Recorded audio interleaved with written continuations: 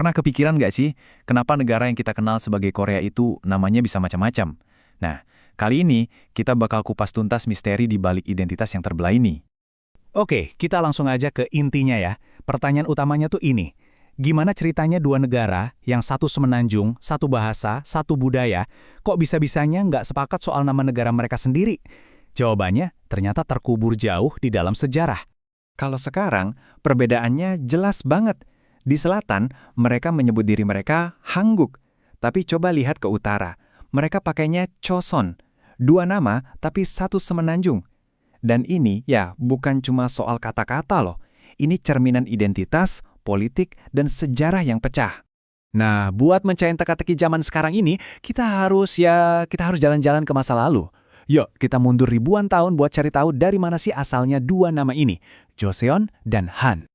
Sejarah Korea itu, wah, panjang dan rumit. Anggap aja timeline ini peta perjalanan kita. Kita mulai dari Gojoseon kuno, terus ke Konfederasi Samhan. Nanti muncul Goryeo. Nah, dari sini nih nama Korea berasal. Terus ada dinasti Joseon, dan terakhir Kekaisaran Korea. Setiap periode ini kayak nambahin satu bab, satu nama baru ke dalam cerita besar Korea. Oke, kita mulai dari Joseon dulu ya. Nama ini asalnya dari Gojoseon, kerajaan besar pertama yang pusatnya ada di utara semenanjung. Nah, ini dia akar sejarah yang jadi pegangan Korea Utara waktu mereka milih nama Choson. Kalian pasti pernah dengar julukan The Land of the Morning Calm, kan? Nah, ini yang menarik. Julukan itu ternyata bukan dari orang Korea sendiri. Itu tuh hasil terjemahan puitis dari kata Joseon oleh seorang penulis Amerika di abad ke-19. Jadi, meskipun populer di Barat, di Korea sendiri malah jarang banget dipakai. Sekarang kita geser ke Han. Ini kata asli Korea yang artinya pemimpin atau agung. Nama ini dulu dipakai sama Samhan, sekelompok konfederasi kuno di bagian selatan semenanjung. Dan dari sinilah dasar sejarahnya Korea Selatan pakai nama Hankuk.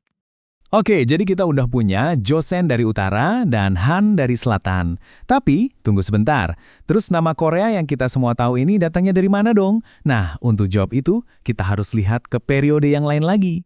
Nama Korea itu sebutannya eksonim. Artinya, nama itu dikasih sama orang luar, bukan nama yang dipakai penduduknya sendiri. Asalnya dari dinasti Goryeo yang berkuasa dari abad ke-10 sampai ke-14. Jadi bisa dibilang selama ratusan tahun dunia luar kenal semenanjung ini ya sebagai Goryeo. Terus gimana ceritanya Goryeo bisa jadi Korea? Perjalanannya seru nih, mulai dari jalur sutra, di mana para pedagang dari Persia dan Arab pertama kali dengar nama itu. Terus menyebar ke barat, sampai-sampai Marco Polo pun nyatet namanya sebagai Kauli.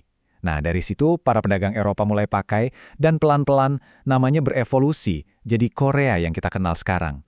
Dan ada satu fakta kecil yang menarik lagi nih. Sampai awal abad ke-20, ejaan Korea pakai C itu sebenarnya umum banget loh. Baru setelah itu ejaan Korea pakai K yang jadi standar. Perubahan dari C ke K ini memunculkan satu teori yang lumayan kontroversial di Korea. Teorinya gini, apakah Jepang sengaja mengubah ejaannya biar Jepang ada di urutan pertama secara alfabet? Ceritanya sih menarik, tapi kebanyakan sejarawan setuju kalau buktinya nggak terlalu kuat. Perubahan ejaan itu katanya udah mulai terjadi jauh sebelum itu. Oke, sekarang kita lompat ke abad ke-20. Karena disinilah semua benang merah sejarah ini akhirnya ketemu dan ya menciptakan perpecahan yang kita lihat sampai hari ini. Coba perhatikan baik-baik urutan kejadiannya, karena bagian ini agak rumit. Pertama, nama Han sempat populer lagi di akhir abad ke-19. Tapi pas Jepang menjajah, nama resminya diganti lagi jadi Joseon. Klimaksnya terjadi setelah Perang Dunia Kedua. Semenanjungnya dibagi, dan di tahun 1948, resmilah berdiri dua negara yang berbeda. Dan ini dia jawabannya. Di tahun 1948 itu, dua-duanya bikin pilihan yang beda. Pihak selatan milih Daehan Mingguk, pakai nama Han buat nyambungin diri mereka ke Kekaisaran Korea sebelum dijajah.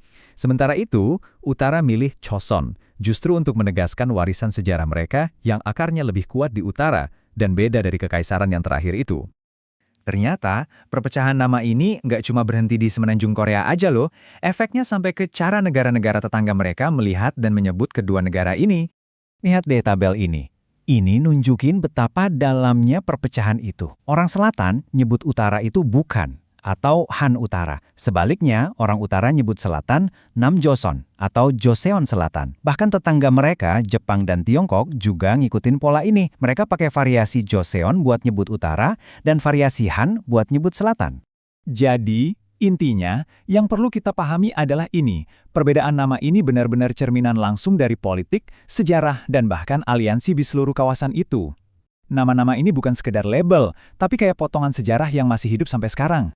Semua ini akhirnya membawa kita ke satu pertanyaan besar buat masa depan. Kalau suatu hari nanti Korea bersatu lagi, kira-kira nama apa ya yang bakal mereka pilih? Apa mereka bakal balik ke nama Goryeo yang lebih netral? Atau salah satu antara Joseon dan Hanguk yang bakal menang? Atau jangan-jangan mereka malah bikin nama yang sama sekali baru buat nandain awal yang baru? Ini bukan lagi cuma soal nama, tapi soal identitas masa depan sebuah bangsa.